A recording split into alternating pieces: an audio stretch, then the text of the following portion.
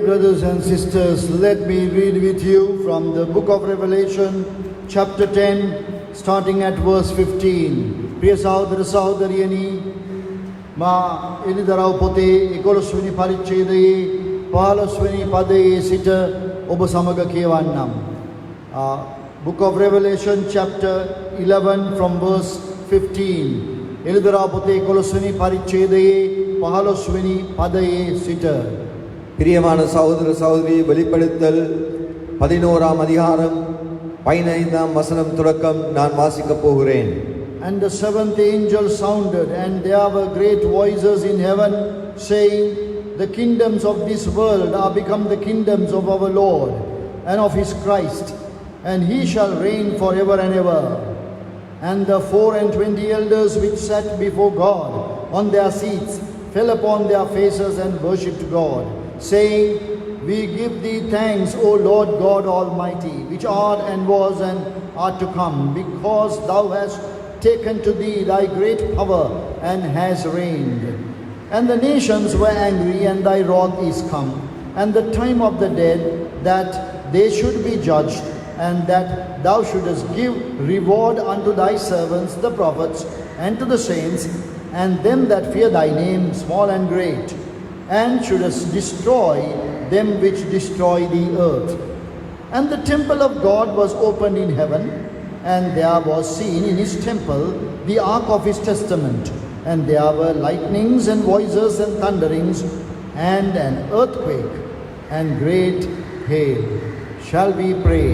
Gracious, loving Heavenly Father, with thanksgiving we come to thee as we read this trustworthy record of the Word of God, the very Word that has been inspired by God, God breathed.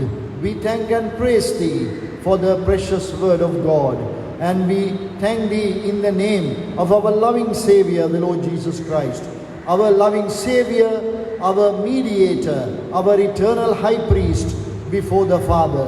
We thank and praise thee this morning.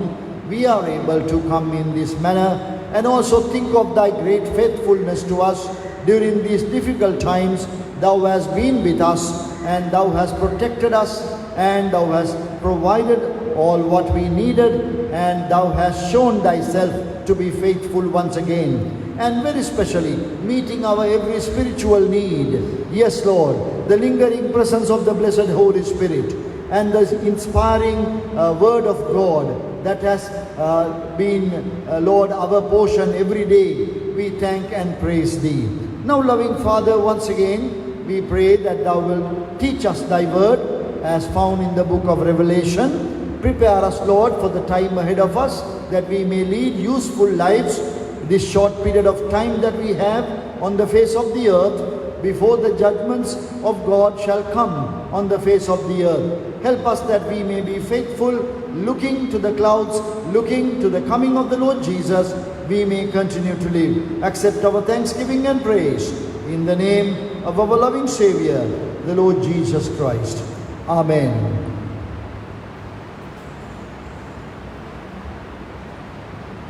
The passage of scripture in the book of Revelation from chapter 6 to chapter 19 describes to us the happenings of the tribulation time. එළිදරව් පොතේ 6 වෙනි පරිච්ඡේදයේ සිට 19 වෙනි පරිච්ඡේදය දක්වා තිබෙන කොටසෙහි අපට විස්තර කෙරෙන්නේ පීඩා කාලය තුල පොළවේ සිදුවෙන්නා වූ දේවල් ගැනයි. வெளிப்படுத்தல் 6ஆம் அதிகாரம் தொடக்கம் 19ஆம் அதிகாரம் வரை உபத்திரவ காலத்துக்குள் நடக்கும் சம்பவங்களை குறித்து எழுதப்பட்டிருக்கிறது. We read from the book of Daniel chapter 9 that this is the 70th week of the 70-week vision given to Daniel. අපි දානියල් 9 වෙනි පරිච්ඡේදයෙන් ඉගෙන ගත්තා. මේ අපි කතා කරන්නේ දානියල්ගේ අනාගත වාක්‍යයේහි ඒ 70 වෙනි සතිය 70 සතියක දර්ශනයක් ලැබුණා. එහි 70 වෙනි සතිය ගැනයි. நாங்கள் இதை குறித்து பார்த்து கொண்டோம். தானியேல் 9ஆம் அதிகாரத்தில் தானியேலுக்கு கொடுக்கப்பட்ட 70 வாரங்களை குறித்ததான தீர்க்க தரிசனத்தின் 70வது வாரத்தின் அர்த்தத்தை பார்த்து கொண்டோம். Our Lord Jesus referred to that period as a period of great tribulation, Matthew 24:21. අපේ ස්වාමී වූ යේසුස් වහන්සේ එම කාල සීමාවට නම දුන්නේ මහා පීඩා කාලය කියලයි මතෙව් 24:21. எங்களுடைய ஆண்டவராகிய இயேசு கிறிஸ்து மத்தேயு 24:21 அந்த காலத்தை குறித்து மகா உபத்திரவ காலம் என்று பெயரிட்டார். As we begin to read from chapter 6, we find the judgments of God come upon the earth in 4 stages, divine judgments.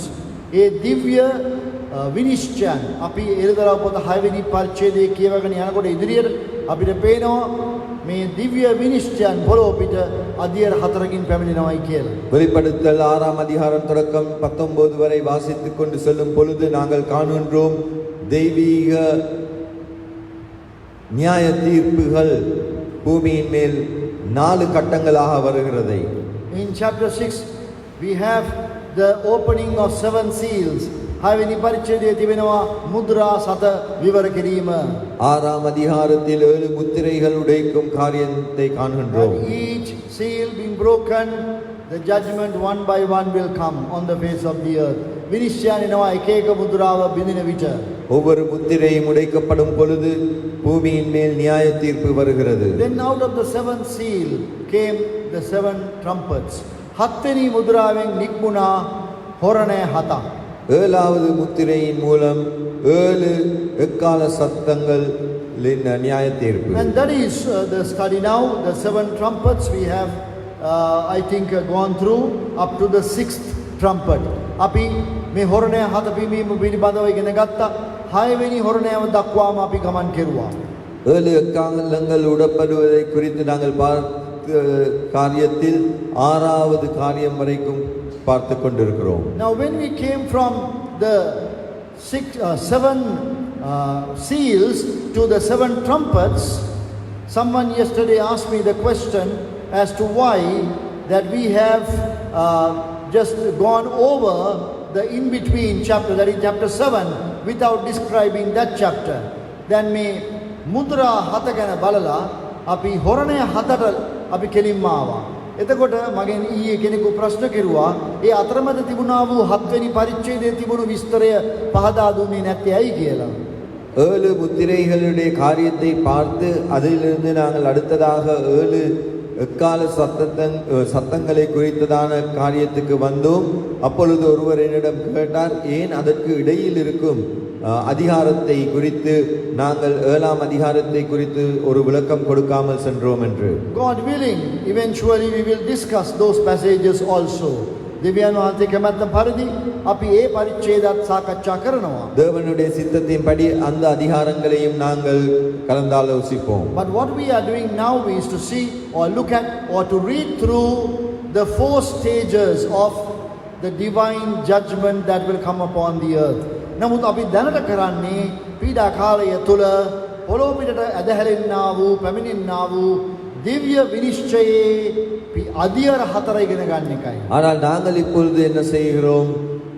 பூமியின் மேல் வரப்போகிற தெய்வீக நியாய தீர்ப்பின் 4 கட்டங்களை குறித்து நாங்கள் கற்றுக்கொள்கிறோம். In between these 4 stages we have a description of many important matters. We have listed out 12 such important things. Then may අධියර 4 අතරතුරේ තව වැදගත් කරුණු බොහොමයක් සිද්ධීන් සඳහන් වෙලා තියෙනවා. ඒවා 12ක් අපි ලයිස්තුගත කරලා තියෙනවා. இந்த 4 கட்டங்களுக்கு இடையில் இன்னும் अनेक முக்கியமான காரியங்கள் நடைபெறுகிறது. அவ்வாறான 12 சம்பவங்களை குறித்து நாங்கள் பட்டியலிட்டிருக்கிறோம். So the easiest way to study or this passage is to first of all look at the 4 stages of divine judgment and then one by one take those 12 important incidents or descriptions given in between.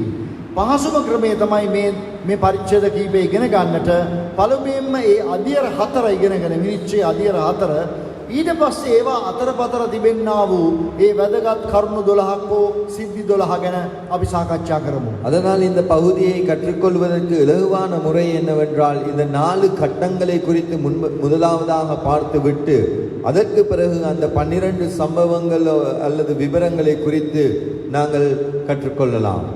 You may remember that after we discussed the fourth trumpet, there was a declaration as found in chapter 8 verse 13, woe, woe, woe to the inhabitants of the earth by reason of the 3 remaining trumpets. ඉතින් අපි ඔබට මතක ඇති එළිදරව් 8යි 13 හැටියට අපි පළවෙනි හොරණය 4 ඉගෙන ගත්තට පස්සේ ප්‍රකාශයක් තියෙනවා දුක් වේ දුක් වේ දුක් වේ කියලා. ඊළඟට තිබෙනා වූ හොරණය 3න් පොළවේ වසන්නට දුක් වේ. உங்களுக்கு நினைவிருக்கும் 8ஆம் அதிகாரத்தில் நாங்கள் அந்த 7 எக்காலங்களில் 4ஐ பார்த்து முடிந்த பிறகு 13ஆம் வசனத்தில் சொல்லப்படுகிறது, இனி எக்காலம் ஊதப் போகிற மற்ற 3 தூதருடைய எக்கால சத்தங்களினால் பூமியில் குடியிருக்கிறவர்களுக்கு ஐயோ ஐயோ ஐயோ. At the 5th sounding of the 5th trumpet, there is a terrible thing happening. The evil spirits that are coming from the bottomless pit, who will invade the earth for 5 months tormenting people. පස්වෙනි දූතයා පිම්බ විට හොරණෑව පිම්බ විට පාතාලයෙන් නැගින්නා වූ දුෂ්ටකමේ ආත්ම සේනාව මේ පොළවේ ගහනව හැමතැනම පැතිරෙමින් මාස 5ක් තිස්සේ මිනිසුන්ට වද දෙන ආකාරය ලියා තිබෙනවා. 5வது எக்காலம் ஊதப்பட்டவுடன் இந்த உலகமெங்கும் அசுத்த ஆவிகள் பரவி மனிதர்களை வேதனைப்படுத்துவார்கள். Then when the 6th trumpet is blown, we have the great army coming from the east. The number is given as 200 million. ඉතින් ඊළඟට 6 වෙනි මුද්‍රාව කැඩුව විට අපිට පෙනෙනවා නැගෙනහිර සමාවන්න 6 වෙනි හොරණෑව පිම්බ විට නැගෙනහිර පළාතෙන් එන්නා වූ මහා හමුදාව ඒ කෝටි 20ක හමුදාවක් ගලාගෙන එන ආකාරය ලියා තිබෙනවා. 6வது எக்கால சத்தம் ஊதப்படும் பொழுது கிழக்கு பகுதியிலிருந்து வரும் அந்த பெரிய இராணுவத்தை குறித்து 20 கோடி இராணுவத்தை குறித்ததான விவரம் காணப்படுகிறது. Then there is that warning given before we go to the 7th trumpet, that even at these judgments, man at that time who live in the world will not be able to repent of their sins. They rather blaspheme God. ඉතින් ඒ 6 වෙනි හොරණෑවෙන් පස්සේ 7 වෙනි එකට යන්න ඉස්සර වෙලා යම් අනුතුරු වැංගවීමක් කියලා තියෙනවා. ඒ තමයි ඒ පීඩාවල් ඔක්කොම ආවට පස්සේ මිනිසුන්ට පසුතැවිලි වෙන්න බෑ තමන්ගේ පාප ගැන. පසුතැවිලි වෙන්නේ නැතුව දෙවියන් වහන්සේලා අපහාස කරනවායි කියලා. அங்கே 7வது எக்காலம் ஊதப்படுவதற்கு முன்பதாக அங்கே குறிப்பிடப்படுகிறது 9ஆம் அதிகாரத்தில் 20ஆம் வசனத்தில் மனிதர்கள் மனம் திரும்பாமல் தேவனுக்கு விரோதமாக தேவதூஷணம் பேசுவார்கள் என்று. Then 7th trumpet is found in chapter 11 verse 15. 7 වෙනි හොරණෑව හම්බුවන්නේ අපට 11 වෙනි පරිච්ඡේදයේ 15 වෙනි පදේ. 7வது எக்காலம் ஊதப்படுவது 11ஆம் அதிகாரம் 15ஆம் வசனத்தில் காணப்படுகிறது. And the 7th angel sounded, and there were great voices in heaven saying, the kingdoms of this world are become the kingdoms of our Lord and of his Christ, and he shall reign forever and ever. මෙන්න ඒ 15 වෙනි පදේ ඒ 7 වෙනි හොරණෑව පිම්බ කල මහා ප්‍රකාශයක් සිදු කරනවා. එනම් මේ දෙවියන් වහන්සේට අයිති උනායි කියලා සියලුම පොළවේ රාජ්‍යයන් දෙවියන් වහන්සේගේ රාජ්‍යයන් බවට පත් උනායි කියලා. 7ஆம் தூதன் எக்காலம் ஊதினான். அப்பொழுது உலகத்தின் ராஜ்யங்கள் தம்முடைய கர்த்தருக்கும் அவருடைய கிறிஸ்துவுக்கும் உரிய ராஜ்யங்கள் ஆயின. அவர் சதா காலங்களிலும் ராஜ்யபாரம் பண்ணுவார் என்னும் கம்பீர சத்தங்கள் வானத்தில் உண்டாயின. Yes, the kingdom, the literal physical kingdom of God is coming on the face of the earth when the Lord Jesus would come and set up his kingdom and reign over the earth for 1,000 years. That we will discuss later in the book of Revelation. Oh, දෙවියන් වහන්සේගේ රාජ්‍යය වචනේ පරිසමාප්තාර්ථයෙන්ම පැමිණෙනවා මේ පොළොව පිටට. යේසුස් වහන්සේ පැමිණ යෙරුසලමේ සිට අවුරුදු 1000ක් රජකම් කරන්නා වූ සහස්‍ර රාජ්‍ය කාලය ඇත්තෙන්ම සිදු වෙන්න යනවා. එය අපි එළිදරව් පොතේ අවසානයේදී අපි ඉගෙන ගමු. ஆம், ஆண்டவராகிய இயேசு கிறிஸ்து இந்த உலகத்திற்கு வந்து இந்த வசனத்தின் படியே ஆளுகை செய்யும் 1000 வருட அரசாட்சி காலத்தை குறித்து நாங்கள் வெளிப்படுத்தல் புத்தகத்தில் இருந்தே பிறகு நாங்கள் கற்றுக்கொள்ள போகிறோம். And then with that seventh trumpet we also have it ending with these words, and the temple of God was opened in heaven, and there was seen in his temple the ark of his testament, and there were lightnings and voices and thunderings and an earthquake and great hail. 11 වෙනි පරිච්ඡේදයේ 19 වෙනි පදයේ තිබෙන හැටියට අපිට තියෙනවා මේ 7 වෙනි හොරණෑව පිඹීමේ ඒ සිද්ධියේ අවසානයේ කියලා තිබෙන්නේ දෙවියන් වහන්සේගේ මාලිගාවේ ශුද්ධ ස්ථානයේ ඇරලා තියෙනවා. එහි මේ දෙවියන් වහන්සේගේ ගිවිසුම් පෙට්ටිය පෙනෙනවා. එවිට මහත් විදුලිද ශබ්දද ගර්ජනාද ඒ වගේම පොළොව කම්පාවක් සහ මහා ගල් වර්ෂාවක්ද වුණයි කියලා. 19ஆம் வசனத்தில் 11ஆம் அதிகாரத்தின் அப்பொழுது பரலோகத்தில் தேவனுடைய ஆலயம் திறக்கப்பட்டது, அவருடைய ஆலயத்திலே அவருடைய உடன்படிக்கையின் பெட்டி காணப்பட்டது. அப்பொழுது மின்னல்களும் சத்தங்களும் இடிமுழக்கங்களும் பூமி அதிர்ச்சிகளும் பெருங்கன்மலையும் உண்டாயின. So that is the end of the second stage. එය තමයි දෙවැනි අදියරේ අවසානය. அதுதான் இரண்டாவது கட்டத்தின் முடிவு. Now we move on to the third stage, which can be described very briefly, because there is nothing to describe there. Nothing is revealed of the third stage. අපි දැන් තුන්වෙනි අදියරට යනවා දෙවියන් වහන්සේගේ විනිශ්චයන් පිළිබඳව. නමුත් ඒ ඊටාම කෙටියෙන් විස්තර කරන්න පුළුවන් වෙනවා. මොකද විස්තර කරන්න දෙයක් ඉතුරුලා නැති නිසා. කිසි දෙයක් ඒ විස්තර කරන්න එළිදරව් කරලා නැති නිසා. இப்பொழுது மூன்றாவது கட்டத்துக்கு நாங்கள் கடந்து செல்லுகிறோம். அதை மிகவும் குறுகிய விதத்தில் நாங்கள் அதை விவரிக்கலாம். ஏனென்றால் விவரிக்கத்தக்கதாக அங்கே ஒரு விவரமும் எழுதப்படவில்லை. There we have in chapter 10 of the book of Revelation, mighty angel at verse 1 come down from heaven clothed with a cloud. This is a manifestation of the Lord Jesus Christ. මෙන්න 10 වෙනි පරිච්ඡේදයේ මුල පටන් අපිට තිබෙනවා බලවත් වූ දේවදූතයෙක් එනවා ස්වර්ගයේ සිට වලාකුළක් පැලඳගෙන ඉදා මහත් තේජසින්. මේ ස්වාමී වූ යේසුස් වහන්සේගේ එළිදරව් වීමක්. 10ஆம் அதிகாரம் 1ஆம் வசனத்தில் பலமுள்ள மேகங்களை சூழ்ந்து இருக்கிற ஒரு தேவதூதன் இறங்கி வருவதை காணுகிறோம். அது ஆண்டவராகிய இயேசு கிறிஸ்துவே. A rainbow was upon his head, his face was as it were the sun, his feet as pillars of fire. උන්වහන්සේගේ හිසෙහි දේදුන්නක් තිබෙනවා. ඒ වගේම මුහුණ තදින් බබලන සූර්යා මෙන් පාද ගිනි කණු මෙන්. சிரசின் மேல் வானவில் இருந்தது, முகம் சூரியனைப் போலவும் கால்கள் அக்கினி ஸ்தம்பங்களைப் போலவும் இருந்தது. And we find that the Lord Jesus is appearing there, and he cries with a loud voice in verse 3. Cried with a loud voice as when a lion roareth. And when he had cried, 7 thunders uttered their voices. උන්වහන්සේ මහත් ශබ්දයකින් මොරගසනවා සිංහයෙකුගේ නාදය මෙන්. එවිට මේ ගර්ජනා 7ක් ශබ්ද පවත්වනවා. அங்கே நாங்கள் காணுகின்றோம் 3ஆம் வசனத்தில் சிங்கம் கர்ச்சிக்கிறது போல மகா சத்தமாய் ஆர்ப்பரித்தார். அவர் ஆர்ப்பரித்த போது 7 இடிகளும் சத்தம் முழங்கின. Apparently the 7 thunders uttered their voices, and John could understand it, what they actually meant one by one, because he was about to write it as found in verse 4. අපට පේනවා මේ ගර්ජනා 7 ශබ්ද පැවැත්වූ විට ඒ ගර්ජනා වලින් කියූ දේ යොහන්ට තේරුණා එකින් එක. මොකද ඔහු ඒවා ලියන්න හැදුවා 4 වෙනි පදේ හැටියට. அங்கே நாங்கள் காண்கின்றோம் இந்த 7 இடிமுழக்கங்களுடைய சத்தத்தை யோவான் விளங்கிக் கொண்டான். ஏனென்றால் 4ஆம் வசனத்தின்படி அவன் அதை செய்தியை எழுதுவதற்கு முயற்சி செய்கிறான்.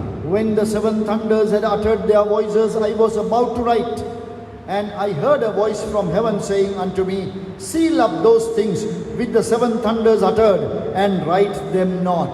මේ ගර්ජනා සත ශබ්ද පැවැත්වූ විට මා ලියන්නට සැරසුනෙමි. නමුත් එවිට මා සමග කතා කළ හඬ මට කියනවා එය මුද්‍රා කර තබන්න. ඒ ගර්ජනා හත ශබ්ද පවත්වා කියූ දේ ලියන්න එපා කියලා. அவ்வளவு இடிகளும் தங்கள் சத்தங்களை முழங்கின போது நான் எழுத வேண்டும் என்றிருந்தேன். அப்பொழுது இடி முழக்கங்கள் சொன்னவைகள் நீ எழுதாமல் முத்திரை போடு என்று வானத்திலிருந்து ஒரு சத்தம் உண்டாக கேட்டேன். What does that mean? කුමක්දෙහි අදහස? அதன் அர்த்தம் என்ன? All the judgments that will come on the face of the earth are not every one of them is revealed to us. There are hidden things as well. එහි අදහස නම් මේ මිහි පිටට එන්න තිබෙනා වූ විනිශ්චයන් එකින් එක හැම එකම අපට විස්තර කර දී නෑ. හංගපු දේවලුත් තිබෙනවා. அதன் அர்த்தம் என்ன? இந்த பூமியின் மேல் வரப்போகும் நியாய தீர்ப்புகள் யாவுமே எங்களுக்கு வெளிப்படுத்தப்படவில்லை. அவை சில மறைத்து ஒளித்து வைக்கப்பட்டிருக்கிறது. So none of us could say, though we might be very diligent Bible students, we could not say that we know everything about the future, the tribulation period. There are hidden judgments.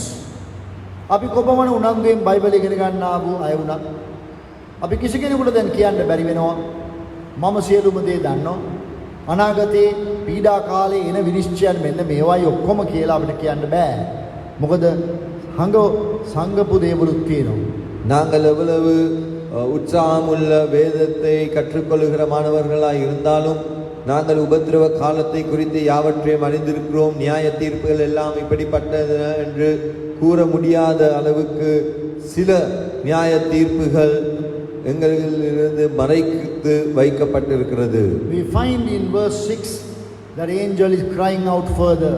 හයවෙනි පදයේ දේවදූතයා තවදුරටත් පොරකසා කියනවා. ஆறாவது வசனத்தில் அந்த தேவதூதன் சத்தமிட்டு சொல்லுகிறான். And swear by him that liveth forever and ever, who created heaven and the things that therein are, and the earth and the things that therein are, and the sea and the things which are therein, that there should be time no longer. ඉතින් තවත් කාලය ඉතුරු වී නැහැ කියලායි කියන්නේ. 6 වෙනි පදේ තවත් කාලය ඉතුරු වෙලා නැහැ. දැන් සියල්ලම සිදුවෙන්න යනවා. வானத்தையும் அதிலுள்ளவைகளையும் பூமியும் அதிலுள்ளவைகளையும் சமுத்திரத்தையும் அதிலுள்ளவைகளையும் சிருஷ்டித்தவரும் சதா காலங்களிலும் உயிரோடு இருக்கிறவரும் மேல் ஆணையிட்டு சொன்னான். And verse 7 tells us that the mystery of God should be finished. 7 වෙනි පදයේ කියනවා දෙවියන් වහන්සේගේ රහස හෝ අභිරහස සම්පූර්ණ වුණා හෝ අවසන් වුණා. இங்கே கூறப்படுகிறது தேவனுடைய ரகசியம் நிறைவேறாயிற்று. So can you see, dear brothers and sisters, the timeline? දැන් එහෙනම් ඔබට මේ කාල රේඛාව දකින්න පුළුවන්ද ප්‍රිය සහෝදර සහෝදරියනි? அப்படி என்றால் அந்த நேர அட்டவணை நீங்கள் விளங்கிக் கொள்ள முடியுமா இருக்கிறதா? Now is the church age. දැන් තිබෙන්නේ සභා යුගයයි. இப்பொழுது இருப்பது சபை யுகம். End of this age will come with a dramatic event, that is the rapture. The Lord coming to the clouds to take his people away. ඉතින් මේ අද තිබෙන වර්තමාන සභා යුගයේ කාලය අවසන් වෙනවා. හදිසියෙම යේසුස් වහන්සේ වලාකුළු මැදට පැමිණ තම ජනතාව ගෙන යාමෙන් අනතුරු ගෙන යාමත් සමගම இந்த சபை யுகம் திடீரென்று முடிவடைய போகிறது. ஆண்டவராகிய இயேசு கிறிஸ்து தன்னுடைய ஜனத்தாரை பரலோகத்துக்கு எடுத்துக்கொள்ள செல்லும் சம்பவத்தோடு then will begin the 70th week of the prophecy of Daniel, vision of Daniel. මෙන්න එතකොට තමයි පටන් ගන්නේ අර 70 වෙනි සතිය දානියල්ගේ දර්ශනයේ තිබුණු. தானியேலின் தரிசனத்தின் 70வது வாரம் அப்பொழுது தான் ஆரம்பிக்கப்படும். And that will begin with a time of peace and then tribulation leading up to great tribulation. අන්න එවිට මේක සමාදාන කාලෙකින් පටන් අරන් පීඩා කාලය මහා පීඩා කාලය දක්වා යනවා. இது சமாதான காலத்தினால் ஆரம்பித்து உபத்திரவ காலம் மகா உபத்திரவ காலம் என்னும் பகுதிக்கு கடந்து செல்லும். All 4 stages of divine judgment would increase in intensity as they are described one after the other. It may well be a parallel description, and they are very terrible when we read the kind of judgments that will come. ඉතින් මේ ඊළඟට මේ පීඩා හතරක් තියෙනවා, පියවර හතරකින් තමයි මේ විනිශ්චයන් ඇති වෙන්නේ. ඒවා සමාන්තරව අපිට බලන්න පුළුවන්. ඒ එකිනෙක යන්න යන්න මේකේ තියෙන තීව්‍රභාවය වැඩි වෙනවා. ඉතින් ඒ කියන්නේ ඒවා අර පීඩා කාලයේ අවසානය දක්වා අපිව ගෙනියනවා. இந்த நியாயத்து தீர்ப்புகள் 4 கட்டங்களாக காணப்படுகிறது. இவை சமாந்தரமாகவும் காணப்படலாம். இது உபத்திரவ காலத்தின் ஆரம்பம் தொடக்கம் முடியும் வரை ஒன்றுக்கொன்று அதிகரித்து கொண்டு செல்லுகிறது. Let us now go over to the fourth stage. Since the third stage is hidden from us, we go to the fourth stage of the vials or the vessels full of the wrath of God being poured on the face of the earth. තුන්වෙනි අධියරේ පමණ අපේ විස්තරයක් නැති නිසා, අපෙන් හංගලා තියෙන දෙයක් නිසා අපි ඒ පසුකර හතරවෙනි අධියර දක්වා යමු. උදහසේ වාජන හතක් පොළොවට වැగిරවීම පිළිබඳව. மூன்றாவது கட்டம் மறைக்கப்பட்டிருக்கின்றபடியினால் நாங்கள் இப்பொழுது அதிலிருந்து நான்காவது கட்டமான கோப கலசங்களின் நியாய தீர்ப்புக்கு கடந்து செல்லுவோம். Chapter 15 verse 1 15වෙනි පරිච්ඡේදයේ පළවෙනි පදය. 15ாம் அதிகாரம் முதலாம் வசனம். And I saw another sign in heaven, great and marvelous, 7 angels having the 7 last plagues, for in them is filled up the wrath of God. මෙන්න මම තවත් ලකුණක් ස්වර්ගයේහි දුටිමි කියලා ඔව් කියනවා. එනම් මේ දේවදූතයන් සත් දෙනා ඉන්නවා. ඒ දෙවියන් වහන්සේ වෙතින් එන්නා වූ ඒ මහා පීඩාවල් හතක් රැගෙන දෙවියන් වහන්සේගේ උදහස පිරී තිබෙන්නා වූ. பின்பு வானத்திலே பெரிதும் ஆச்சரியமான வேறொரு அடையாளமாகிய கடைசியான 7 வாதைகளுடைய 7 தூதரை கண்டேன். அவைகளால் தேவனுடைய கோபம் முடிகிறது. And something noteworthy is found in verse 6, chapter 15 verse 6. අපි බලාගතින් විතර වටිනා වූ දෙයක් 15යි 6 තිබෙනවා. 15:6 நாங்கள் கண்டுகொள்ள வேண்டிய ஒரு முக்கியமான காரியம் இருக்கிறது. The temple of God was open. දෙවියන් වහන්සේගේ මාලිගාව විවර වෙනවා. தேவனுடைய மாளிகை திறக்கப்படுகிறது. The 7 angels came out of the temple having the 7 plagues, clothed in pure and white linen, and having their breasts girded with golden girdles. දේවදූතයන් සත් දෙනා දේව මාලිගාවෙන් එළියට එනවා. දෙවියන් වහන්සේගේ පීඩා සත අතින් දරාගෙන මේ සුදු තනිකර සුදු වූ වස්ත්‍ර පැළඳ තමන්ගේ ලය රන් පටියකින් බැඳගෙන அந்த ஆலயத்திலிருந்து 7 வாதைகளுடைய அவ்வளவு தூதர்களும் சத்தமும் பிரகாசமுமான சுத்தமும் பிரகாசமுமான மெல்லிய வஸ்திரம் தரித்து மார்பருகே பொற்கச்சைகளை கட்டிக்கொண்டு புறப்பட்டார்கள். Yes, they come with clothes which are pure and white linen. ඔවුන් පැමිණෙන්නේ ඊටාම සුදු සිහින් වස්ත්‍ර පැළඳ. அவர்கள் சுத்தமான பிரகாசமான மெல்லிய வஸ்திரம் தரித்து வருகிறார்கள். That speaks to us of the purity and the holiness of God, divine nature.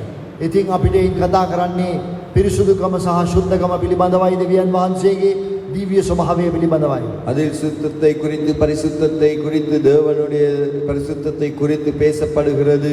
தேவனுடைய தெய்வீக தன்மையை குறித்து பேசப்படுகிறது. But we also find that they are having a girdle or a belt around their chest. අපි ඒ වගේම දකිනවා ඔවුන්ගේ පපුව හරහට රන් පටියක් බඳලා තියෙනවා. அதே போல அவர்களுடைய மார்பருகே ஒரு பொற்கச்சை கட்டப்பட்டு இருக்கிறது. A similar golden girdle exactly at the same place around the chest area we read about in Revelation 1:13. මීට සමාන වූ තවත් මේ වගේම රන් පටිය ලය හරහට බැඳගෙන ඉන්නා වූ අවස්ථාවක් ගැන එළිදරව් 1:13 අපි කියුවා. வெளிப்படுத்தல் 1:13 இதற்கு சமமான இதே இடத்தில் இவ்விதமான பொற்கச்சையை கட்டிக்கொண்டிருந்த ஒரு விபரத்தை குறித்து நாங்கள் வாசித்திருக்கிறோம். That was the Lord Jesus Christ coming in his resurrection glory. ස්වාමී වූ යේසුස් වහන්සේ තම මලවුන්ගෙන් නැවත නැගිටීමේ මහිමයෙන් යුතුව ප්‍රකාශ වෙන වෙලාවේ ஆண்டவராகிய இயேசு கிறிஸ்து தன்னுடைய உயிர்த்தெழுதலின் மகிமையினால் வெளிப்படும் நேரத்தில் now here the angels are coming. What are they carrying? They are carrying the wrath of God, vessels full of the wrath of God. මේ දේවදූතයන් මෙතන ඉන්නේ මේ රන්පටිය ලයේ බැඳගෙන. ඔවුන් මොනවද ඔසවාගෙන ඉන්නේ? දෙවියන් වහන්සේගේ උදාසේ භාජන. இங்கே தேவ தூதர்கள் தான் இந்த பொற்கச்சையை தரித்துக் கொண்டு வருகிறார்கள். அவர்களுடைய கைகளில் என்ன காணப்படுகிறது? தேவனுடைய கோபாக்கினை நிறைந்த கோப கலசங்கள். These judgments are unprecedented, unimaginable. They are so terrible. මේ ඔවුන් ගෙනෙන්නා වූ පීඩාවන් නම් අපිට හිතින් මවා ගන්නවත් බැරි තරම්, හිතා ගන්න බැරි තරම් දරුණුයි. ඉතාමත්ම භයානක වූ දේවල්. இவர்கள் கொண்டு வருகிற இந்த நியாய தீர்ப்புகள் மிகவும் பயங்கரமானவைகள். எங்களால் நினைத்தும் கூட பார்க்க முடியாத அளவு மோசமான பயங்கரமானவைகள். Now the chest is the seat of love and compassion. මේ පපුව ප්‍රදේශ සාමාන්‍යයෙන් ප්‍රේමයේ සහ අනුකම්පාවේ ආසනය කියලා කියන්නේ. இந்த மார்பு அன்பின் கருணையின் ஆசனமாய் இருக்கிறது. Now our waist is the seat of strength. අපේ ඉඟටිය තමයි ශක්තියේ ආසනය. எங்களுடைய இடைதான் பலத்தின் ஆசனமாய் இருக்கிறது. And our chest area is the seat of love and compassion. අපේ හදවත තිබෙන්නා වූ මේ පපු ප්‍රදේශය තමයි ප්‍රේමයේ අනුකම්පාවේ ආසනය. எங்களுடைய இருதய பிரதேசம் தான் அன்பின் கருணையின் ஆசனமாய் இருக்கிறது. Angels are generally known for kindness and goodness and the protection they bring. සාමාන්‍යයෙන් දේවදූතයන්ව ප්‍රසිද්ධ වෙලා තිබෙන්නේ ඔවුන්ගේ කරුණාව අනුකම්පාව, ඔවුන් ගෙනෙන්නා වූ ආරක්ෂාව පිළිබඳවයි. சாதாரணமாக தேவ தூதர்களை குறித்து அவர்கள் கொண்டு வரும் பாதுகாப்பை குறித்தும் அவர்களுடைய அன்பை குறித்தும் அவர்களுடைய தயவை குறித்துமே நாங்கள் அறிந்திருக்கிறோம். But with a golden girdle around their chest, they are indicating that they have their love and compassion restrained. නමුත් ඔවුන්ගේ පපුව හරහට දිවෙන්නා වූ මේ රන්මය වූ පටිය මගින් ඔවුන් පිළිබිඹු කරනවා. ඔවුන්ට තිබෙන්නා වූ අනුකම්පාව සහ කරුණාව වළක්වාගෙන ඉන්නවයි කියලා. ஆனால் அவர்களுடைய மார்பை அந்த பொற்கச்சை கட்டியிருப்பதன் மூலம் அவர்களுடைய அன்பும் இரக்கமும் தடை செய்யப்பட்டதாக அவர்கள் காண்பிக்கிறார்கள். Yes, you will see that this to be the case because that the judgments are so terrible. Look at verse 2 of chapter 16. ඉතින් ඔබට තේරුම් යයි මේක ඇත්ත තමයි කියලා 16යි 2 තිබෙන පළවෙනි විනිශ්චය දිහා බලන්න. இதை உண்மை என்று நீங்கள் அறிந்து கொள்ள முடியும் 16 வசனத்தை வாசிக்கும் பொழுது. The first went and poured out his vial upon the earth, and there fell a noisome and grievous sore upon the men which had the mark of the beast, and upon them which worshipped his image. முதலாம் தூதன் போய் தன் கலசத்தில் உள்ளதை பூமியின் மேல் ஊற்றினான். உடனே மிருகத்தின் முத்திரையை தரித்தவர்களும் அதன் சொரூபத்தை வணங்குகிறவர்களுமாகிய மனுஷர்களுக்கு பொல்லாத கொடிய පුන්නුණ්ඩායිත්‍ර. එකල පළමුවෙනියා ගොස් තමාගේ පාත්‍රය භූමියෙහි වැගිරෙව්වේය. එවිට මුර්ගයාගේ ලකුණ ඇත්තන්ද ඔහුගේ රූපයට නමස්කාර කරන්නන්ද කෙරෙහි වස අරිෂ්ඨ වන හටගත්තේය. We have that description. A sudden calamity coming. There would be noisome and grievous sore upon the men which had the mark of the beast. ඒ මුර්ගයාගේ ලකුණ තමා අපිට තිබුණා වූ මිනිසයන්ගේ මත වස අරිෂ්ඨ වන හට ගන්නවයි කියලා ලියලා තියෙනවා. அந்த மிருகத்தின் முத்திரையுடையவர்களுக்கு பொல்லாத கொடிய புண்ணுண்டாயிற்று. We do not know how to explain it in day to day language. අපි දන්නේ නැහැ සාමාන්‍ය දිනපතා භාෂාවෙන් මේක විස්තර කරන්නේ කොහොමද කියලා. இதை எங்களுடைய சாதாரண மொழியிலே வார்த்தைகளினால் எப்படி நாங்கள் இதை விவரிக்கலாம் என்று தெரியாது. Now those who have the mark of the beast, it is something that some of us may know about. If you have read the previous chapters in the book of Revelation, which we will study later, the events that will happen in between the judgments, that the Antichrist, the beast, has commanded that his number be taken on the forehead or the forearm, and all those people will suffer from this judgment. ඉතින් මෙහි කියනවා මේ වගේ භයානක මේ තුවාල හෝ වන හටගන්නේ මුර්ගයාගේ ලකුණ තියෙන අයට කියලා. මුර්ගයාගේ ලකුණ කුමක්ද කියන එක මීට කලින් පරිච්ඡේදවල තියෙන්නේ. ඔබ සමහර දෙනෙක් දන්නවා ඇති. අපි පසුව ඒක ඉගෙන ගමු අර අතරින් පතර තිබෙන්නා වූ සිද්ධීන් ඉගෙන ගන්න වෙලාවේදී ඔවුන්ට තමයි මේ මහා විනාශය වෙන්නේ. இந்த பொல்லாத கொடிய புண்கள் வருவது அந்த மிருகத்தின் அடையாளத்தை எடுத்துக்கொண்டவர்களுக்கே அந்த மிருகத்தின் அடையாளத்தை குறித்ததான விவரம் இதற்கு முதல் இருக்கிற அதிகாரங்களில் காணப்படுகிறது. அதை நாங்கள் கற்றுக்கொள்வோம். It can be described as a cancerous spread of a skin disease or something similar to that. ඉතින් මේ අපිට විස්තර කරන්න පුළුවන් මේ සමේ ඇතිවෙන්නා වූ පිළිකාරෝගී තත්වයක් වැනි දෙයක් කියලා. இதை நாங்கள் விவரிக்க முடியும் ஒரு தோலில் ஏற்படும் புற்றுநோய் தன்மையை என்று. And that will come upon those who have the mark of the beast and who worship his image. ඒක පැමිණෙන්නේ අර මුර්ගයාගේ ලකුණ ඇත්තා වූ මුර්ගයාගේ රූපයට නමස්කාර කරන්නා වූ අයටයි. மிருகத்தின் அடையாளத்தை கொண்டவர்களும் மிருகத்தினுடைய ரூபத்துக்கு வணங்குகிறவர்களுக்குமே இந்த நிலை ஏற்படும். Yeah, we have, dear brothers and sisters, two things I mentioned, the mark of the beast and the image of the beast. We do not know much about these things. Many speculations have been made and many have given different theories, but let us later consider them and see what they might be. But still we cannot be 100% sure. ඉතින් මෙහි මම ප්‍රකාශ දෙකක් කෙරුවා මුර්ගයාගේ ලකුණ සහ මුර්ගයාගේ මේ පිළිමය රූපය කියලා. ඉතින් මේ දේවල් හරියටම මොනවද කියලා අපි දන්නේ නැති නමුත් විවිධ අය විවිධ මතිමතාන්තර ඉදිරිපත් කරලා වර්තමානයට අනුව මේක විග්‍රහ කරන්න බලලා තියෙනවා. ඉතින් ඒවා හැම එකක්ම නිවැරදි කියලා අපිට කියන්න බෑ. අපි උත්සාහ කරමු යම් කරුණු කීපයක් ඒ පිළිබඳව පසුව එකතු කර ගන්නට. மிருகத்தின் அடையாளத்தை குறித்தும் மிருகத்தின் சுரூபத்தை குறித்தும் நான் கூறினேன். அதை குறித்து அநேகர் தற்காலத்தில் இருக்கும் காரியங்களோடு ஒப்பிட்டு காரியங்களை சொல்லுகிறார்கள். அவைகள் யாவும் சரி என்று சொல்ல முடியாது. ஆனால் நாங்கள் முயற்சிப்போம் இந்த காரியத்தை குறித்து கற்றுக்கொள்ளும் நேரத்தில் இதை குறித்ததான ஓரளவு விவரங்களை அறிந்து கொள்ள. But the plague mentioned there, only thing we can know is extremely painful and uncontrollable one.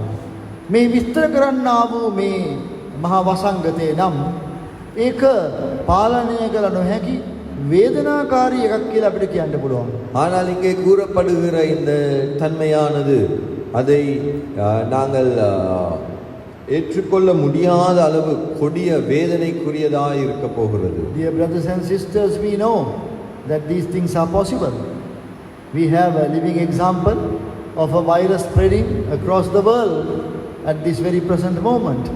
එහෙනම් මේ දේවල් වෙන්න පුළුවන් කියලා අපිට පැහැදිලි වෙනවා නේද සහෝදර සහෝදරියනි? මොකද මේ වර්තමානයේත් අපි දකිනවා මේ වෛරසයක් සෑම තැනම ලෝකේ හරහා මේ කොයි ආකාරයෙන්ද පැතිරියන්නේ කියලා. இந்த விதத்தில் நடைபெறலாம் என்று எங்களுக்கு விளங்குகிறது தானே சகோதர சகோதரிகளே. நாங்கள் தற்காலத்தை பார்க்கும் பொழுதும் உலகமெங்கும் இந்த விதமான வைரஸ்கள் பரவி இருக்கிற நிலைமையை நாங்கள் காண்கிறோம். But here we are talking about divine judgments. Now මෙතන අපි කතා කරන්නේ දිව්‍ය විනිශ්චයන් පිළිබඳව. ஆனால் இங்கே நாங்கள் வாசிப்பது தெய்வீக நியாய தீர்ப்புகளை குறித்து. That's something that you need to understand here. It is important that you see that these are direct divine judgments. ඔබ මෙතනදී තේරුම් ගත යුතු වැදගත් දේ නම් මේ අප කියවන්නා වූ දේවල් ඍජු දිව්‍ය විනිශ්චයන්. நீங்கள் இதை நன்றாக விளங்கிக் கொள்ள வேண்டும். நாங்கள் இப்பொழுது வாசிக்கும் இந்த காரியங்கள் நேரடியான தெய்வீக நியாய தீர்ப்புகளாயிருக்கிறது. Now we may try to defend the characteristic of the love of God, the compassion of God by saying various things about unfavorable things that are happening on the face of the earth today. දැන් අද මේ ලෝකයේ පිට සිදුවෙන්නා වූ සමහර අවාසිදායක සිදුවීම් දිහා බලලා අපි දෙවියන් වහන්සේගේ ප්‍රේමය අනුකම්පාව කියන ගුණාංග ආරක්ෂා කරන්නට අපි කතා කරනවා දෙවියන් වහන්සේ වෙනුවෙන්. இன்றைய உலகத்தில் நடைபெறும் சில காரியங்களை பார்த்து நாங்கள் தேவனுடைய அன்பை இரக்கத்தை நாங்கள் பாதுகாக்கும் விதத்தில் சில காரியங்களை சொல்லலாம். Remember, during the tribulation time, there is no hiding of it. It is not a secret that these judgments come from God. ඉතින් මතක තබා ගන්න. පීඩා කාලය තුල නම් හංගන්න දෙයක් නැහැ. මේ විනිශ්චයන් එන්නේ දෙවියන් වහන්සේගෙන්මයි. ஆனால் நினைவில் வைத்துக் கொள்ளுங்கள், இந்த உபத்திரவ காலத்தில் இதை மறைப்பதற்கு ஒன்றுமில்லை. இந்த நியாய தீர்ப்புகள் நேரடியாகவே தேவனிடமிருந்து வருகிறது. They are released from heaven. ඒවා ස්වර්ගයෙන් මුදා හරින්නේ. அவைகள் பரலோகத்திலிருந்து வருகிறது. Angels come carrying the judgments. දේව දූතයන් එනවා ඒ විනිශ්චයන් උසුලාගෙන. தேவ தூதர்கள் அந்த நியாய தீர்ப்புகளை கொண்டு வருகிறவர்களாய் இருக்கிறார்கள். Time of reckoning has come. Dear brothers and sisters in the world, we must understand God has the full right to judge the world and to punish the wrongdoer. දෙවියන් වහන්සේට සම්පූර්ණ අයිතිවාසිකම තිබෙනවා. ලෝකේ විනිශ්චය කරලා වැරදිකරුවාට දඬුවම් දීමේ අයිතිය උන්වහන්සේට තියෙනවා. ඒ පැය ඇවිල්ලා තියෙනවායි කියලා තමයි මේ කොටස කියන්නේ. தேவனுக்கு உரிமை இருக்கிறது. இந்த உலகத்துக்கு தண்டனையை கொடுத்து நியாயம் தீர்ப்பதற்கு தேவனுக்கு உரிமை இருக்கிறது. அதற்குரிய காலம் வருகிறது என்று இந்த பகுதியினால் நிரூபிக்கப்படுகிறது. As we move on to the second vessel full of the wrath of God, you will realize that the order is the same as it was found in the trumpets, the trumpet judgments. That first one was on the face of the earth, and the second one was on the face of the sea, and the third one on water. It goes like that, the same pattern. ඉතින් ඔබ දැන් මේ දෙවෙනි මේ මාර්ජනයට අපි දැන් යනවා. දෙවෙනි උදහස මාර්ජනය බලන්න. ඔබට එතකොට තේරෙයි අර එකම පිළිවෙලකට තමයි මේක සිදු වෙන්නේ. අර හොරණයක් පිබීම වගේම තමයි පළවෙනි එක පොළොව මත, දෙවෙනි එක මුහුද මත, තුන්වෙනි එක වතුර මත අන්න මේ විදිහටයි යන්නේ. இதை நாங்கள் வாசிக்கும் பொழுது நீங்கள் விளங்கிக் கொள்வீர்கள். இது அந்த 7 இடிமுழக்கங்களில் வந்த 7 முத்திரைகளினால் வந்த நியாய தீர்ப்புகளைப் போலவே காணப்படுகிறது. பூமியின் மேலும் சமுத்திரத்தின் மேலும் நீரூற்றுகள் மேலும் என்று. Can you remember when the second trumpet was blown? 1/3 of the creatures in the sea died. But this time, every living soul died at sea. ඉතින් ඔබට මතක ඇති හොරණය හත පිම්බ වෙලාවේ නම් දෙවෙනි හොරණයව පිම්බහම මොහොතේ සිටපු ජීවීන්ගෙන් 3න් 1ක් මරණයටපත් වුණා. නමුත් මෙතන මොකද්ද කියන්නේ? මෙතන කියනවා දෙවෙනි තුන්වෙනි පදේ ඔබ කියලා බැලුවොත් මොහොතේ සිටපු සියලු සත්වයන් මරුණයි කියලා. உங்களுக்கு நினைவிருக்கும் இரண்டாவது எக்காலம் ஊதப்பட்ட பொழுது சமுத்திரத்தில் இருந்த 1/3 பங்கு பிராணிகள் மரித்தது என்று. ஆனால் இங்கே என்ன சொல்லப்படுகிறது? எல்லாமே மரித்தது என்று. The second angel poured out his vial upon the sea, and it became as the blood of a dead man, and every living soul died in the sea. මෙන්න දෙවෙනි දේවදූතයා උදහසේ වාදනයේ වත් කෙරුවා මුහුද පිට. ඒ මුහුද මල මිනිසෙකුගේ ලේමෙන් උනා සියලු ජීවීන් මැරුණා. இரண்டாம் தூதன் தன் கலசத்தில் உள்ளதை சமுத்திரத்திலே ஊற்றினான். உடனே அது செத்தவனுடைய இரத்தம் போல் ஆயிற்று. சமுத்திரத்தில் உள்ள பிராணிகள் யாவும் மாண்டு போயின. What level of pollution of the environment will take place? මොන ආකාර පරිසර දූෂණයක් සිදු වෙයිද?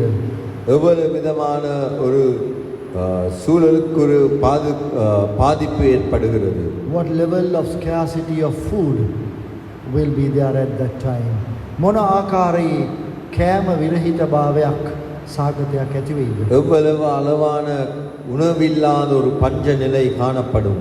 Verse 4, the third angel poured out his vial upon the rivers and fountains of waters, and they became blood. හතරවෙනි පදය. තුන්වෙනි දේවදූතයා වත් කරපුවාම වගරවපුවාම ඒ උදාසේ වාජනය මොකද වුනේ? සියලු ගංගා වතුර උල්පත් සියල්ල ලේ බවට පත් වුණා. மூன்றாம் தூதன் தன் கலசத்தில் உள்ளதை ஆறுகளிலும் நீரூற்றுகளிலும் ஊற்றினான். உடனே அவைகள் இரத்தமாயின. Difficult to believe, right? But not difficult to understand.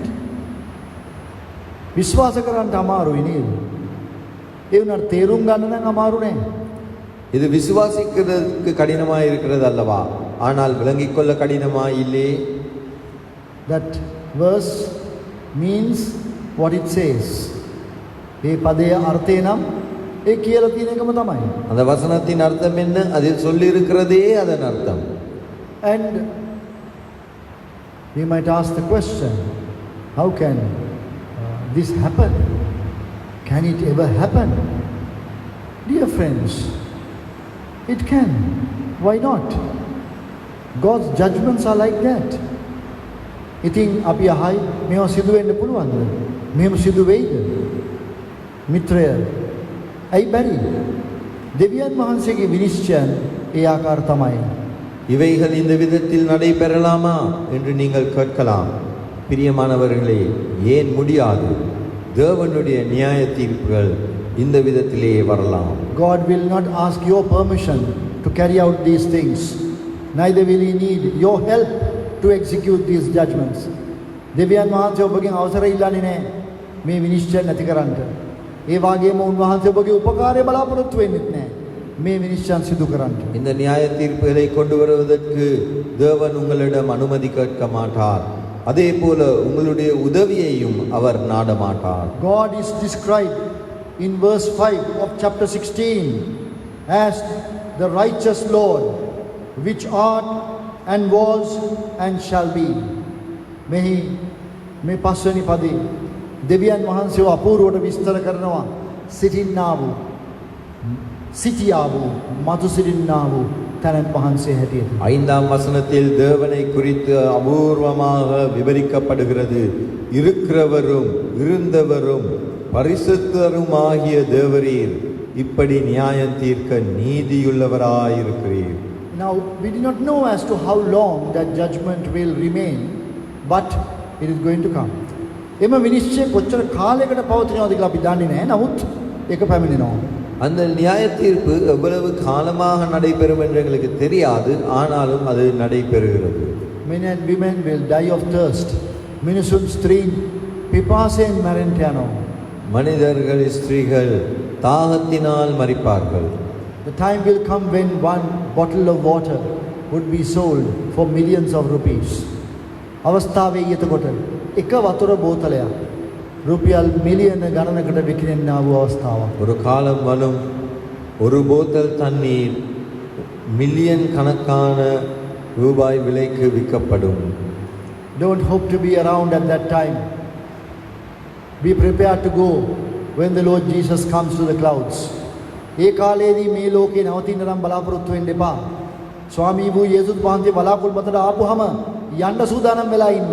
அந்த காலத்தில் உலகத்தில் காணப்படுவதற்கு எதிர்பார்க்க வேண்டாம். ஆனால் ஆண்டவராகிய இயேசு கிறிஸ்து வரும் பொழுது நீங்கள் போவதற்கு எடுத்துக்கொள்ளப்படுவதற்கு ஆயத்தமாயிருங்கள். Do not allow your heart and mind to deceive you and doubt the judgments that are recorded just because of the severity of those judgments. කරුණාකර ඔබගේ සිත මනසට ඉඩ දෙන්න එපා බෝ රවට්ටන්න.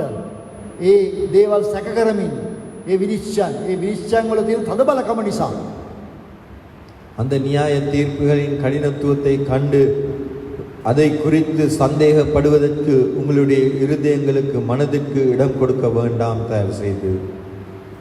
Because the present situation in the world has proved to us beyond every doubt that within a short period of time unprecedented things can happen. ඉතින් වර්තමාන මේ කාලය අද අපි මුහුණ දෙලා තිබෙනා වූ මේ තත්වයෙන් අපිට මනාව ඔප්පු වෙනවා. ඊටා කෙටි කාලයකින් මේ පෙර නොවූ විරු ආකාරයේ දේවල් බලාපොරොත්තු නොවුණු දේවල් කෙටි කාලෙකින් වෙන්න පුළුවන් කියලා. ஏனென்றால் தற்போது நிலைமை எங்களுக்கு நிரூபித்து காட்டியிருக்கிறது.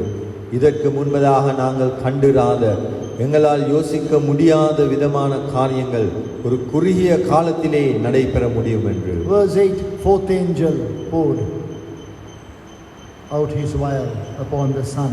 අටවෙනි පදය, හතරවෙනි දූතයා சூர்யா පිට වැగిලෙව්වා ඒ භාජනය. 8ஆம் வசனத்தின்படி தூதன் தன் கலசத்தில் உள்ளதை 4ஆம் தூதன் கலசத்தில் உள்ளதை சூரியன் மேல் ஊற்றினான். And power was given unto him to scorch men with fire.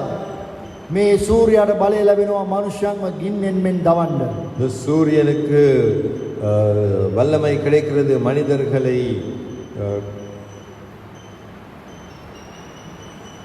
மனிதர்களுக்கு தீயினால் மனுஷரை தாக்கும் படிக்கு.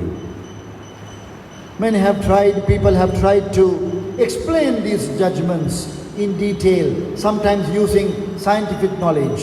ඉතින් මනුෂ්‍යයන් උත්සාහ කරලා දිනවා මේ විනිශ්චයන් තව විස්තර කරලා දෙන්න සමහර අවස්ථාවල විද්‍යාත්මක දැනුම භාවිත කරමින්. விஞ்ஞான அறிவை பாவித்து இந்த நியாய தீர்ப்புகளை விஞ்ஞான ரீதியாக விளக்குவதற்கு மனிதர்கள் முயற்சி செய்திருக்கிறார்கள். I am not venturing out to do that because I am not qualified to do that. මම ඒක කරන්න දැන් මේ වෙලාවේ උත්සාහ කරන්නේ මම ඒ සුසුකමක් නැති නිසා.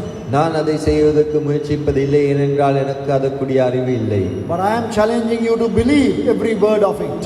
මා ඔබට අභියෝග කරන්නේ ඒ හැම වචනයක්ම ඔබ විශ්වාස කරන්න කියලායි. ஆனால் நான் உங்களுக்கு சவால் விடுவது ஒவ்வொரு வார்த்தையும் அதில் இருக்கிற அதை விசுவாசியுங்கள். And verse 10, chapter 16, verse 10, fifth angel pouring out the vial upon the seat of the beast. මෙන්න 16යි 10 වෙනි පදයේ තිබෙනවා පස්වෙනි දූතයා තමාගේ වාජනය වගුරුවනවා මුර්ගයාගේ ආසනය පිට. 16ஆம் அதிகாரம் 10ஆம் வசனத்தில் 5ஆம் தூதன் தன் கலசத்தில் உள்ளதை மிருகத்தினுடைய சிங்காசனத்தின் மேல் ஊற்றினான். And then his kingdom, it is said, was full of darkness, and they gnawed their tongues for pain. It's සම්පූර්ණ අන්ධකාරයක් වේදනාවෙන් තමන්ගේ දිව් විකා ගන්න ආකාරය ගැන කියනවා. அப்பொழுது அதன் ராஜ்யம் இருள் அடைந்தது, அவர்கள் வருத்தத்தினாலே தங்கள் நாவுகளை கடித்துக் கொண்டார்கள். Then verse 11 is the warning that people will blaspheme God, not repent. 11 වෙනි පදයේ තිබෙන්නේ අනුතරංග වීම. මිනිස්සු පහුතැවිලි වෙන්නේ නැහැ, දෙවියන් වහන්සේලා පහස කරනවා. 11ஆம் வசனத்தில் ஒரு எச்சரிக்கை இருக்கிறது. மனிதர்கள் மனம் திரும்பாமல் தேவனை தூஷிப்பார்கள். Romans 11:22 tells us to look at the goodness and the severity of God. රෝම 11:22 අපිට කියනවා දෙවියන් වහන්සේගේ යහපත්කමත් සරකමත් බලන්න කියලා. ரோமர் 11:22 எங்களுக்கு கூறப்படுகிறது தேவனுடைய கண்டிப்பையும் அவருடைய தயையையும் பார்க்க சொல்லி. Very often when the severity of God comes, the severity of the judgments shall come, man will not be able to repent because of those. But today is the day of God's goodness, in which you must repent of your sins. දෙවියන් වහන්සේගේ සරකම පැමුණුනහම, විනිශ්චයන් පැමුණුනහම සරට මනුෂ්‍යයාට පසුතැවිලි වීමට පුළුවන් කියලා අපිට කියන්න බෑ. ඒ නිසා තමයි දෙවියන් වහන්සේගේ යහපත්කමේ වර්තමාන කාලයේ අපි පසුතැවිලි වෙලා දෙවියන් වහන්සේ වෙතට එන්න ඕනේ. தேவனுடைய கடினமான நியாய தீர்ப்புகள் வரும் பொழுது மனிதர்கள் மனம் திரும்புவார்கள் என்று எங்களுக்கு சொல்ல முடியாது. ஆனால் இப்பொழுது தேவனுடைய தயவின் அன்பின் காலமாய் இருக்கிறது. நீங்கள் இந்த காலத்திலேயே மனம் திரும்ப வேண்டும். The people who undergo such terrible pain only will wish for death, not for repentance. ඉතින් මේ වගේ මහා භයානක වේදනාවක් තුලින් යන විට මිනිස්සු ප්‍රාර්ථනා කරන්නේ මරණයයි. එහෙම නැතුව පසුතැවිලි වීම නෙමෙයි. இவ்வளவு பயங்கரமான நியாய தீர்ப்புகளினுள் போகும் பொழுது மனிதன் மரணத்தையே விரும்புவான், மனம் திரும்புதலை விரும்ப மாட்டான். Then verses 12 and 13 we have the sixth vessel. මෙන්න 12-13 පදවල තියෙනවා ඒ 6 වෙනි වාජනය වගුරුවනවා. 12-13ஆம் வசனங்களில் அடுத்த கலசத்தை குறித்து நாங்கள் காண்கின்றோம். 6வது Again river Euphrates is mentioned. ඒ එප්‍රාත් ගංගාව නම් කරලා තියෙනවා. மீண்டுமாக ஐபிராத் நதியை குறித்து சொல்லப்பட்டிருக்கிறது. The way of the kings of the east opened up. ඒ නැගෙනහිර දිශාවෙන් ඉන්නා වූ රජවරුන්ගේ මාර්ගය විවර වෙනවා. கிழக்கு திசையிலிருந்து வரும் ராஜாக்களினுடைய வழி திறக்கப்படுகிறது. This may well be a reference to that final battle in the valley of Megiddo as mentioned in verse 16. මේ කාර 16 වෙනි පදේ සඳහන් කර තිබෙනා වූ මෙගිද්දෝ මිත්‍යාවතේ ඇතිවෙන්න යනා වූ අවසාන යුද්ධය ගැන සඳහනක් විය යුතුයි. இது அந்த 16ஆம் வசனத்தில் சொல்லப்பட்டிருக்கிற மெகிதோ பள்ளத்தாக்கில் நடைபெற போகிற பெரிய யுத்தத்தை குறித்ததாய் இருக்கலாம். Yes, you may have heard this word Armageddon, Armageddon so many times. ඔබ මේ හර්මගෙදෝන් කියනා වූ ආමගෙඩන් කියනා වූ වචනේ ගොඩක් වෙලාවට අහලා ඇති. நீங்கள் இந்த அர்மகெதோன் என்ற வார்த்தையை எத்தனையோ முறை கேள்விப்பட்டிருக்கலாம். And some of you know that it relates to a final battle. ඒක අවසාන යුද්ධයකට, ලෝකයේ අවසාන යුද්ධයකට සම්බන්ධ වචනයක් කියලා දන්නවා ඇති. அது உலகத்தில் ஒரு கடைசி யுத்தத்தை குறிக்கும் வார்த்தையாக நீங்கள் சிலர் அறிந்திருக்கலாம். That knowledge is enough. You must understand that it is written in the Bible that there is going to be that final showdown. ඉතින් ඒ දැනුම හොඳටම ඇති. ශුද්ධ බයිබලයේ කියනවා ඒ වගේ අවසාන මහා මුණ ගැසීමක් யுத்தයක් සිදු වෙන්න යනවායි කියලා. பரிசுத்த வேதாகமத்தில் அப்படி ஒரு பெரிய யுத்தம் நடக்கப்பெற போகிறது என்று வேதத்தில் எழுதப்பட்டிருக்கிறதை நீங்கள் அறிந்திருக்க வேண்டும். But that war will finally be against the coming Messiah, the Lord Jesus coming in the clouds to reign on the face of the earth. නමුත් එම යුද්ධයේ අවසානයේදී කෙලවර වෙන්නේ රජ වූ මෙසියස් වහන්සේට විරුද්ධවයි. උන්වහන්සේ වලාකුළු වලින් එනවා පේනවා පොළවේ රජකම් කරන්නට. ஆனால் அந்த யுத்தம் கடைசியாக பரத்திலிருந்து வரும் மெசியாவுக்கு விரோதமாக ஆயத்தப்படுத்தப்படும் ஒரு யுத்தமாயிருக்கும். Description of that battle we can read and study towards the end of the book. අපිට පුළුවන් බයිබලයේ අවසාන කොටසේදී එළිදරව් පොතේ අවසාන කොටසේදී ඒ ගැන කියවලා ටිකක් ඉගෙන ගන්න.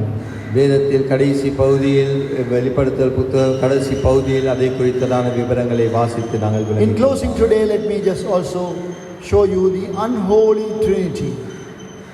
දැන් මේ අද අවසානයේදී මා ඔබට අශුද්ධ ත්‍රිත්වය පෙන්වන්නම්. கடைசியாக நான் உங்களுக்கு அசுத்த திருத்துவத்தை காண்பிக்கிறேன். Chapter 16 verse 13 16යි 13. 16-13. And I saw three unclean spirits like frogs come out of the mouth of the dragon, out of the mouth of the beast, and out of the mouth of the false prophet.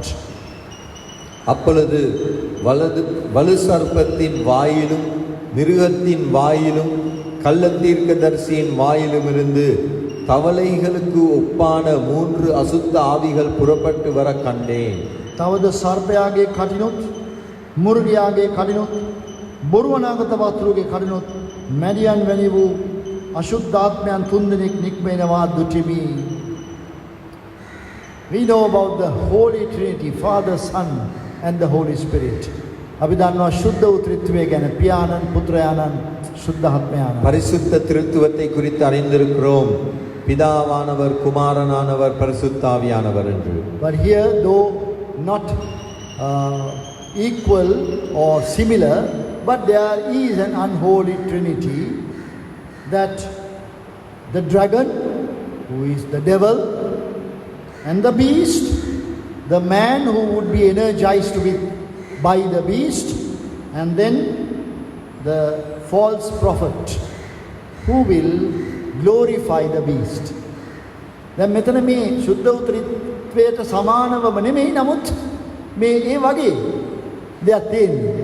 මේ ඔබට පේනවා මුලින්ම සර්පයා, නොහොත් මකරා සර්පයා.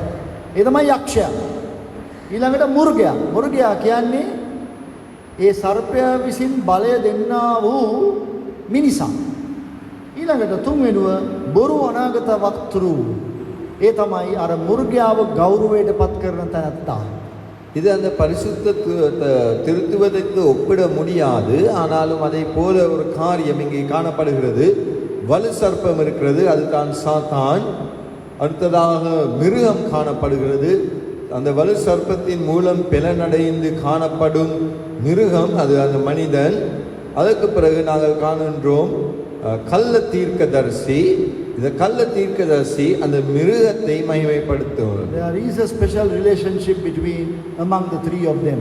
ඒ තුන්දෙනා අතරේ විශේෂ සම්බන්ධතාවයක් තියෙනවා. அவைகள் மூன்றுக்கு இடையில் ஒரு விசேஷமான தொடர்பு இருக்கிறது. There is nowhere near the relationship between among the three persons of the Trinity. It is not like that. I am not claiming like that. But just for our interest sake, we can see these three individuals. මේ දෙවියන් වහන්සේගේ ශුද්ධ වූ ත්‍රිත්වයේ තුන්දෙනා වහන්සේලාගේ ඇති සම්බන්ධතාවය ගැන ඒ වගේ නෙවෙයි. ඒකට ළඟින්වත් යන්න බෑ. මම එහෙම දෙයක් නෙමෙයි කියන්නේ. නමුත් මෙතන තියෙනවා මේ තුන්දෙනෙකුගේ සම්බන්ධයක්. பரிசுத்த திருத்துவத்தில் இருக்கிற தொடர்புக்கு இதை ஒப்பிடவும் முடியாது, இதை அதற்கு சமப்படுத்தி சொல்லவும் முடியாது. நான் அப்படி சொல்ல முயற்சிப்பது இல்லை. ஆனால் இவைகளில் ஏதோ ஒரு அந்த விதமான ஒரு தொடர்பை நாங்கள் கண்டுகொள்ளலாம். Dragon is the serpent. Dragon is the devil. එතන තිබෙනා වූ ඒ සර්පයා තමයි මකරා කියලා කියන්නත් පුළුවන්. සර්පයා නොහොත් යක්ෂයා. வலு சர்ப்பம் அது சாத்தானாய் இருக்கிறான். The beast is a person, a man of sin, son of perdition, the antichrist, the coming world ruler. මේ මුර්ගයා කියලා කියන්නේ මේ පැමිණෙනා වූ මිනිසා. එනම් පාපේ මනුස්සයා, විනාශයේ පුත්‍රයා, විරුද්ධ கிறிஸ்துஸ். இங்கே மிருகம் என்று சொல்லப்படுவது ஒரு மனிதன், பாவத்தின் மனிதன். அவன்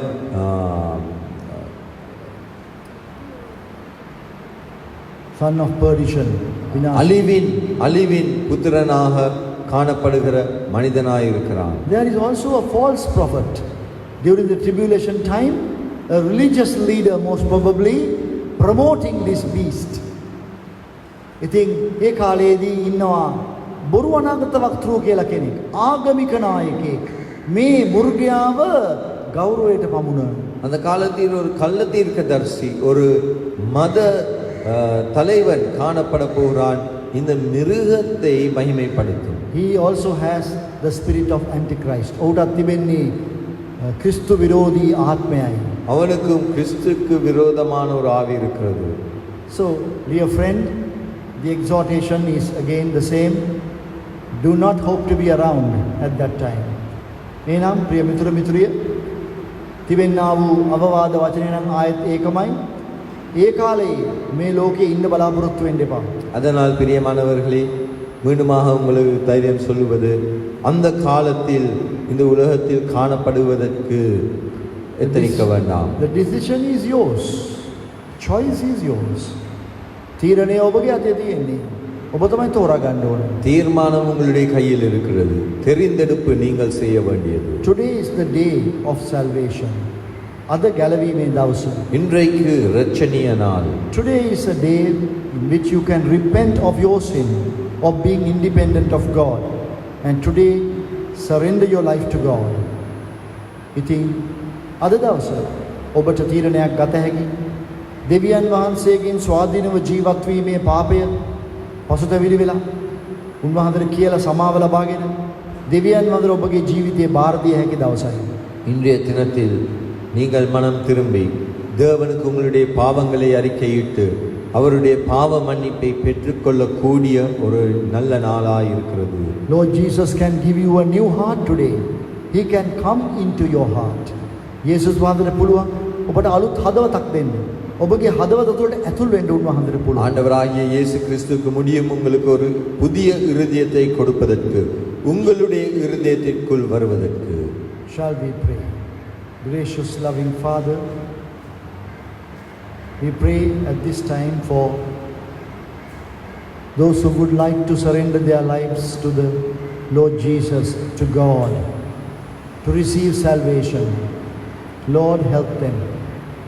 Give them words to pray, true words, calling upon God for mercy, for forgiveness. Future is so dark and so terrible that we may turn away and come to Thee, that we will be taken away from the face of the earth before these things happen. This is the only way of escape. Gracious loving Father, give us faith to believe what the Bible says.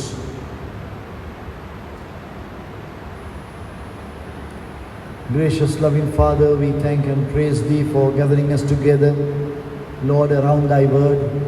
We pray that You will continue to speak to us.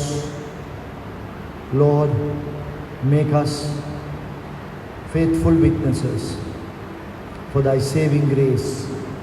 We will talk about these coming judgments to others and show them the way of life and salvation. Accept our thanksgiving in the name of our loving Savior, the Lord Jesus Christ, we pray. Amen.